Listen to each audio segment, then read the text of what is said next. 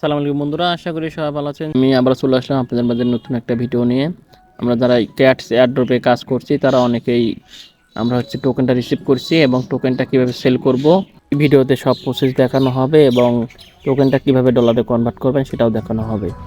যারা এখনও আমাদের চ্যানেলটি সাবস্ক্রাইব করেননি দ্রুত সাবস্ক্রাইব করুন, আর যারা এখনও আমাদের টেলিগ্রাম চ্যানেলে জয়েন হননি দ্রুত জয়েন করুন।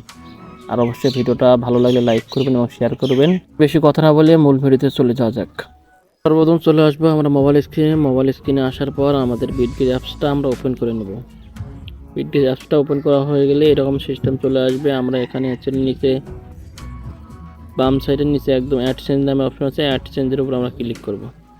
অ্যাডসেন্সে ক্লিক করার পর আমরা যাব স্পটে ক্লিক করার পর এখানে আপনারা টোকেনটা দেখতে পারেন আপনাদের কত টোকেন আছে।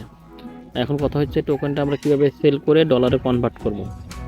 টোকেনটা সেল করার জন্য টোকেনের উপর আমরা ক্লিক করব। ক্লিক করার পরে নিচে দেখবেন টেট অপশন আছে, আমরা এখানে টেটে ক্লিক করব। টেটে ক্লিক করার পরে এখানে দেখবেন যে বাই এবং সেল, যেহেতু আমরা সেল করব আমরা সেলের উপর ক্লিক করব।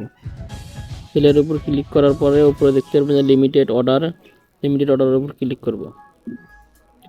লিমিটেড অর্ডারে ক্লিক করে আমরা এখানে মার্কেটে সিলেক্ট করে দেব। মার্কেট সিলেক্ট করে দেওয়ার পরে আপনাদের যে টোকেনটা আছে এই টোকেনটা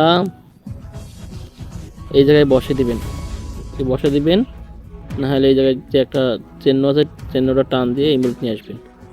নিয়ে আসলে আমার যে টোকেন ওটা টোকেন এসে শো করতেছে।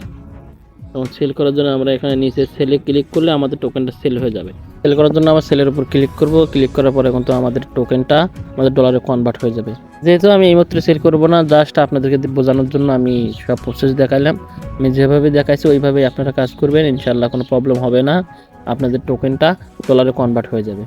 আর অবশ্যই বিটগেট এবং বাইবিট অন্য এক্সচেঞ্জার সেমভাবেই কনভার্ট করতে পারবেন।